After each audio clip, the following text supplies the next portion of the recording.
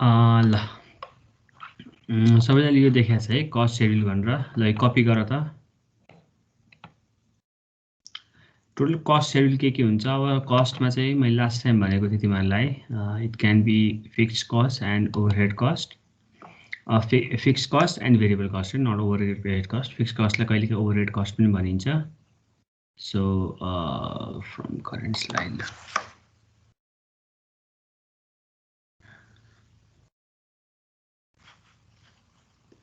ल यो कपी गर त।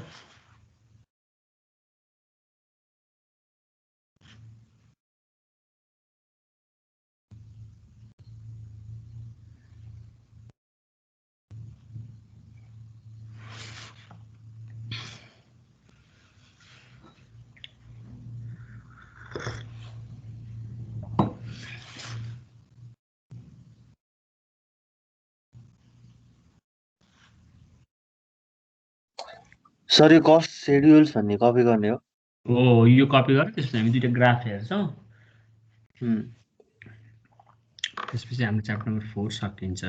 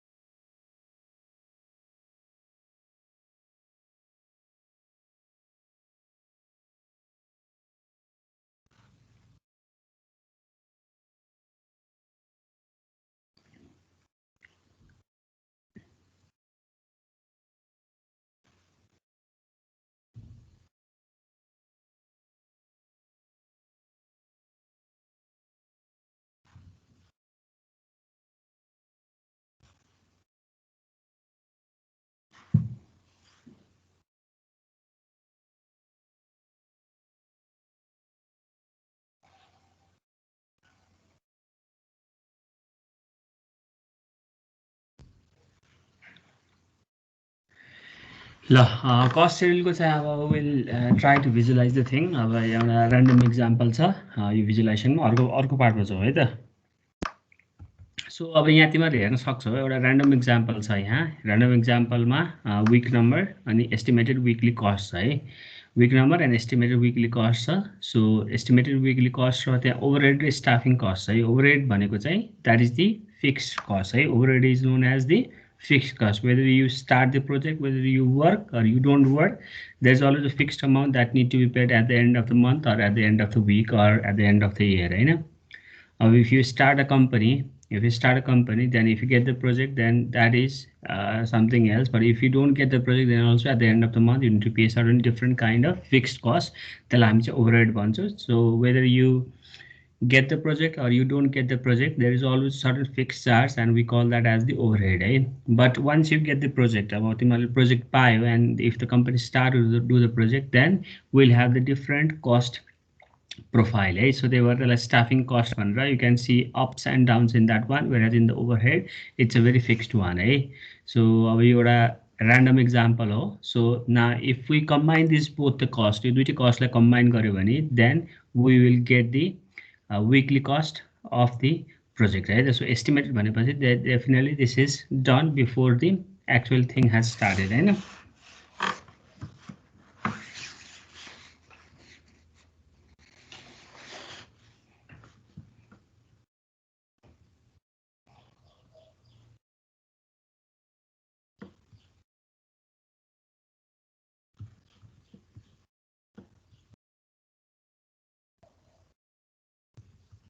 यो सार्ने हो सर? अर्को साउन्ड नै आएन। साउन्ड आएको छैन? अघि नआएन कि बल्ल आएछ। हो र? आइरहेको छ सर। यहाँ है। सो अब यो कस्ट प्रोफाइलमा चाहिँ तिमीहरूले यहाँ ओभरहेड र स्टाफिङ कस्ट भनेर दुईटा देख्न सक्छौ। ओभरहेड भनेको that is the fix cost है। You can see horizontal line parallel to X axis भन्न सक्छौ। सो यो ओभरहेड कस्ट भनेको चाहिँ whether you start to do a project or you don't start a project, then also you need to pay a fixed amount of money at the end of the month, होइन? For example I started a company, and it's not sure that whenever I started my company, it's not sure that I'm going to get the project, right? And if I don't get the project, then also at the end of the month I need to pay a certain fixed charge like electricity, internet, हैन, त्यसपछि rent, and if I have the staff, त्यहाँको salary, so that's going to be the overhead, हैन. So that is also known as the fixed cost. अब त्यसपछि त्यो माथिको तिमीले देख्न सक्छौ ओभरहेड भन्दा माथि स्टाफिङ कस्ट है, and that's a kind of zigzag हो. And it's a week number 1 to 6, and so it's a flat one. Then after week number 7, 8, 9, 10, it's going ups and downs. So that is also known as the variable cost. Right? This is known as the variable cost because depending upon the different weeks, the cost is varying. On different weeks and on different time instances, we are having a different kind of cost that is known as the variable cost. So now if I sum up these two, overhead cost and staffing cost, or the fixed cost and the variable cost, then I will get the cost profile of the project, right? That will be the final one, right? Especially figure we will try to sum up these two costs and we will produce the weekly cost for the project, right?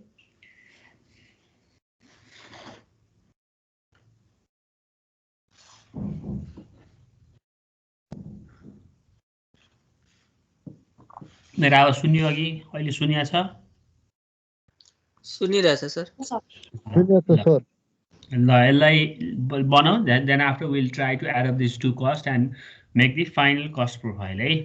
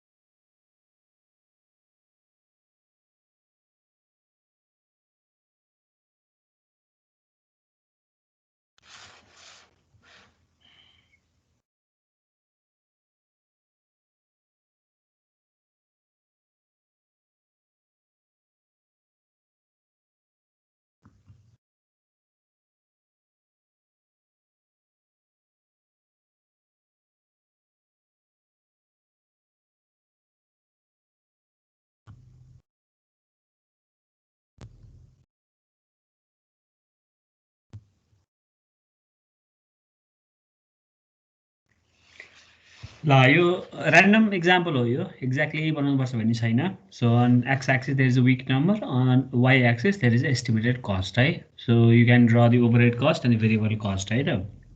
Fixed cost and overhead cost बनाउन सक्छौ. So अब अर्कोमा जाऊ है त, exactly यही नै हुनुपर्छ भन्ने छैन. अर्कोमा जाऊ, अर्को स्लाइडमा. हुन्छ सर।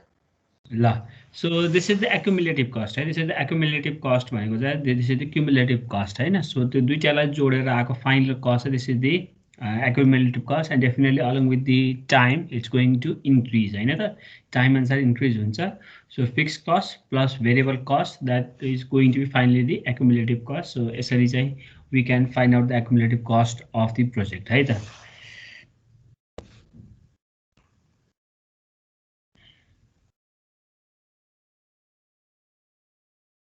यो नि बनाउने छ।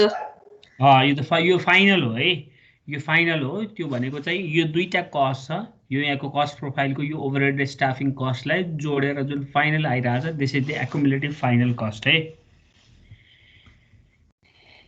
सर यसको चाहिँ एक्जाम्पल कस्तो हुन्छ सर? यसको इक्जाम्पल भनेको चाहिँ अब यस्तो भयो क्या, जस्तै यो कस्ट प्रोफाइलमा चाहिँ अब क्यालकुलेटिङ दि एक्युमुलेटिभ कस्ट अथवा प्रोजेक्टको एक्सपेक्टेसनको चाहिँ कस्ट भन्यो भने चाहिँ यहाँ चाहिँ हामीले फिक्स कस्ट र ओभरहेड कस्टलाई हामी फिक्स कस्ट र भेरिएबल कस्ट है, यहाँ ओभरहेड र स्टाफिङ कस्ट भनेको छ। यो भनेको चाहिँ they are two different kind of cost. कस्टको दुईटा टाइप हुन्छ, एउटा भनेको फिक्स्ड कस्ट, अर्को भनेको भेरिएबल कस्ट। भेरिएबल कस्ट भनेको depending upon the time and depending upon the project that a organisation run will have a different kind of cost profile है। यहाँ तिमीले यो जुन फिगरमा देख्न सक्छौ, यो फ्ल्याट लाइन जुन छ, यो भनेको चाहिँ we can take this as the staff salary and the rent of the company हैन। यसलाई हामी चाहिँ staff salary rent of the company छ, it's going to be fixed throughout the year हैन। यो जहिले सेम हुन्छ, तर स्टाफिङ कस्ट चाहिँ you can see there is ups downs and ups downs भनेको चाहिँ depending on different week the cost is going to be ups and downs है। भनेको चाहिँ यो स्टाफिङ कस्ट चाहिँ कति बेला आइरहेछ भनेदेखि चाहिँ when you run a project. अब यहाँसम्म चाहिँ यो फरक आउनुको कारण चाहिँ अब I may run a project or I may run a more than one project, so depending upon that I am having a different kind of cost profile है। र यो दुईटालाई जोडेर आएको कस्ट भनेको चाहिँ this is the final cost. यो depending upon अब के भइरहेछ विक नम्बर 10 मा तिमीले अब सिम्पल ग्राफलाई एनालाइज विक नम्बर 10 को कस्ट कति हो त, विक नम्बर 10 मा कति कस्ट लाग्छ भने it's nearly like a 3500 something हैन त। यसरी हेर्छौ भनेदेखि हरेक विकमा कति cost week wise cost distribution पनि हो है यो त। सो यो दुईटा अगाडिको फिगरलाई जोडेर फाइनल यो फिगर बनाएको है। हस् सर।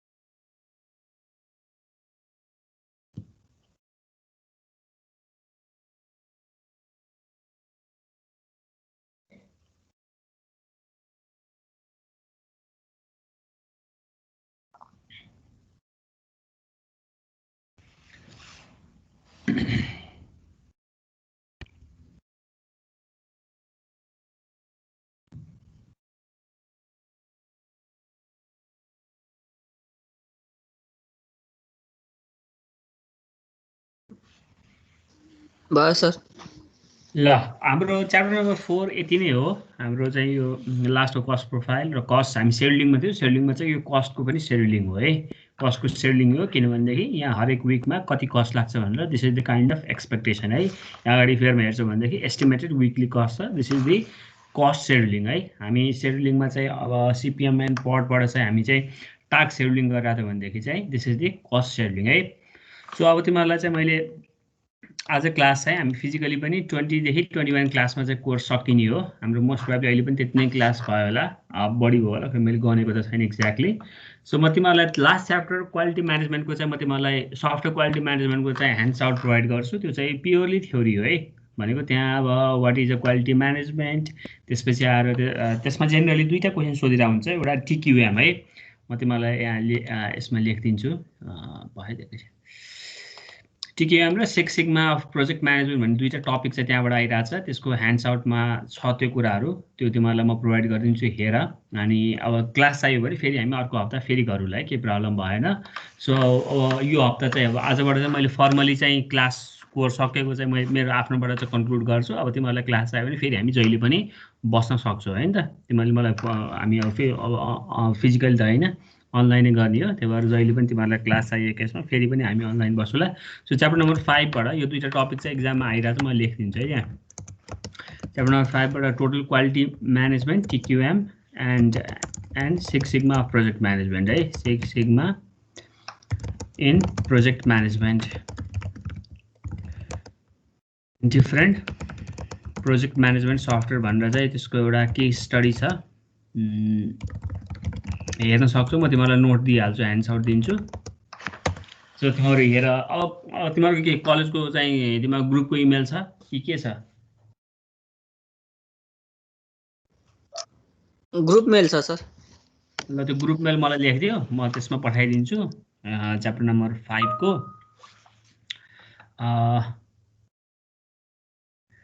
अब यस्तो हो, तिमीहरूले चाहिँ मलाई ग्रुप मेल चाहिँ यसमा लेखिदियो होइन। अब प्रोजेक्टको लागि चाहिँ केटाहरू तिमीहरू आफूले अब यो फ्रिल्यान्सिङमै चाहिँ जब अप्लाई गर क्या। तिमीहरूले फ्रिल्यान्सिङमा अहिले सबभन्दा हाई डिमान्ड भनेको चाहिँ फ्रन्ट एन्ड डेभलपरमा चाहिँ रियाक्ट हो होइन।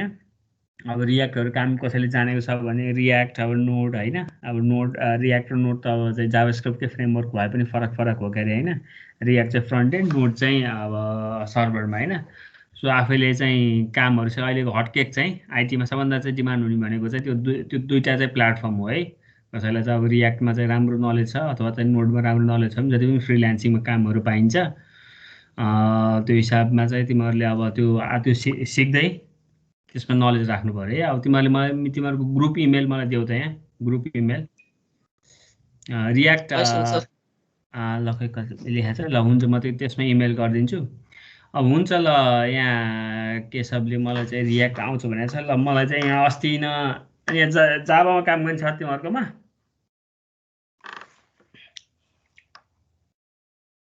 स्प्रिङ बोटको हल्का हल्का आउँछ सर स्प्रिङ बोट सो अहिलेको लागि चाहिँ अब मैले तिमीहरुलाई 7 सेमेस्टर पढाउँदा नि भनेको थिएँ अब कसैलाई प्रोग्रामिङ अब कहाँ गर्ने के गर्ने अहिलेसम्म नि कन्फ्युजन छ भनेदेखि so you should go for JavaScript भनेको थिएँ सो जाभास्क्रिप्ट चाहिँ अब कहिले पनि आउटडेटेड नहुने टेक्नोलोजी रहेछ अब मैले पनि रियलाइज गरेपछि आएर सो अब कसैलाई अहिलेसम्म चाहिँ प्रोग्रामिङमा चाहिँ कहाँ जाने भन्ने कुरा स्योर छैन भनेदेखि गो फर जाभास्क्रिप्ट हैन जाभास्क्रिप्ट जाऊ जाभास्क्रिप्ट बेसिक लर्न गरेपछि त्यसपछि फ्रेमवर्कमा जाऊ ल अब त्यो कारणले चाहिँ मैले यो ग्रुप इमेलमा तिमीहरुलाई मसँग भएको च्याप्टर नम्बर 5 को एन्सर प्रोभाइड गर्छु तिमीहरु त्यसलाई हेर र क्लास चाहियो भने फेरि पनि बसुला है मैले जुन इमेलमा मैले तिमीहरुलाई जुन इमेलबाट मैले इमेल गरे हुन्छ मलाई चाहिँ इमेलमै चाहिँ क्लासको बारे मैले इमेल गरे हुन्छ then after we can schedule the class again है र यसमा म तिमीहरुलाई ल अब म त्यस्तो चाहिँ जब रिक्वायरमेन्ट अब आइराको हुन्छ हैन जब रिक्वायरमेन्ट आएको र तिमीहरुको चाहिँ अब जस्तै यहाँ रियाक्ट छ तिमीहरुले चाहिँ अब लारावेल भन्दा लारावेल र अब लारावेल त पीएचपी को फ्रेमवर्क हो के अब त्यो भन्दा त राम्रो त रियाक्टतिरै बढी टाइम फोकस गर्नु राम्रो हुन्छ है अब कसैले चाहिँ अब फ्रन्ट एन्डमा काम गर्नको लागि चाहिँ अब लारावेल फ्रेमवर्क अथवा चाहिँ अब रियाक्टको कुरा गर्छ भनेदेखि चाहिँ अहिले चाहिँ हाई डिमान्ड भनेको चाहिँ रियाक्टै हो सो रियाक्टमै टाइम इन्भेस्ट गर्ने rather than looking into PHP लारावेलतिर जानुभन्दा चाहिँ है ल यो ग्रुप इमेलमा म च्याप्टर नम्बर 5 को नोट पठाइन्छु है त अब भन सायरा मैले रियाक्टमै अलि सिकिरहेछु त्यही त रियाक्टको चाहिँ तिमीले अब यस्तो हुँदो रहेछ के यो अब यो एक्लै सिक्दाखेरि प्रब्लम कस्तो हुँदो रहेछ भने until unless you don't get the project के जस्तै हामी युट्युबबाट हेरेर हैन जस्तै अब युडेमीबाट हेरेर कुनै कोर्सहरु गर्दाखेरिको प्रब्लम चाहिँ के हुन्छ भन्दाखेरि until unless you don't get the real experience on the project हैन रियल टाइममा प्रोजेक्टमा काम नगरेसम्म चाहिँ खास एक्चुअल कुरा चाहिँ सिकिँदो रहन्छ के हैन फेरि अब इट्स काइन्ड अफ प्याराडक्स हैन जस्तै अब कुखुरा पहिला कि अन्डा पहिला भने जस्तै हैन पहिला काम सिकेर प्रोजेक्ट गर्ने कि प्रोजेक्ट सिकेर काम गर्ने भने हुन्छ सो एक्चुअल काम चाहिँ कति बेला सिकिँदो रहेछ भनेदेखि चाहिँ जति बेला तिमीहरुले एक्चुअल प्रोजेक्टमा हैन एज अ इन्टर्न अथवा कुनै चाहिँ अब टिममा जस्तै बसेर प्रोजेक्टमा काम गर्यो भने चाहिँ then only you will learn the thing है अब एक्चुअली प्रोग्रामिङ भनेको चाहिँ धेरै ठुलो इकोसिस्टम हो है जस्तै जाभामै काम गर्ने मान्छे 20 वर्ष जाभामा काम गर्ने मान्छे नि he knows a particular domain into that भने सबै जाभाको एभ्रिथिङ उलाई आउँछ भन्ने कुरा चाहिँ हुँदैन हैन इट डजन्ट नो एभ्रिथिङ त्यो भएर चाहिँ तिमीहरुलाई चाहिँ मेरो एउटा सजेसन चाहिँ के हुन्छ भन्देखि चाहिँ if you start to learn alone अब इन्डिपेन्डेन्टली म आफैमा पढ्छु आफै प्रोजेक्ट गर्छु एउटा चाहिँ र्यान्डम प्रोजेक्ट गर्छु भन्दा पनि when you learn up to certain level एउटा सर्टेन लेभलसम्म पढिसकेपछि then try to work in a group है त त्यसपछि एउटा ग्रुपमा काम गर्नको लागि चाहिँ until unless you don't work in a real project कुनै प्रोजेक्टमा काम नगरेसम्म तिमीले अहिलेसम्म गेन गरेको नलेजको चाहिँ एप्लिकेसन चाहिँ हुँदैन नि तर once you work in that real project तिमीले त्यो रियल प्रोजेक्टमा काम गर्ने चान्स पायो भने चाहिँ then you will have a different confidence then you will build up the profile र भोलि फ्युचरमा जति नै काम पाउन सक्ने चान्स बढी हुन्छ है त्यही भएर चाहिँ try to get into the project है जस्तो सानोभन्दा सानो त ठुलो जुनसुकै प्रोजेक्टमा नि त्यहाँ छिर्न पाइयो भने then of course you will learn the actual thing how the things are done in the industry है त सो त्यही भएर चाहिँ अब एक लेभल पढिसकेपछि चाहिँ कुनै न कुनै कम्पनी कुनै ठाउँमा कुनै न कुनै ग्रुपमा चाहिँ प्रोजेक्टमा इन्भल्भ हुनलाई ट्राई गर है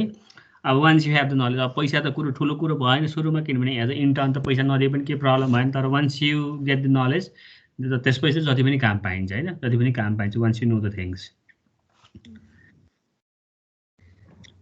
ल म यो च्याप्टरको पनि नोट्स पठाइदिनु रे ल हुन्छ म पहिला 5th को पठाइदिन्छु त्यसपछि चाहिँ च्याप्टर वाइज चाहिँ त्यस पछाडि पठाएँ ल अहिले चाहिँ म यो ग्रुप इमेलमा तिमीहरुलाई नोट पठाइदिन्छु है त है ल आजलाई मैले पठाएँ म एटेन्डेन्स लिन्छु then I will end the class as well र जुन इमेलबाट मैले इमेल गरे हुन्छ त्यो मलाई फर्दर फ्युचरमा क्लास आयो भने मलाई तिनै इमेल गर्दा हुन्छ हैन we can schedule the class in that way है त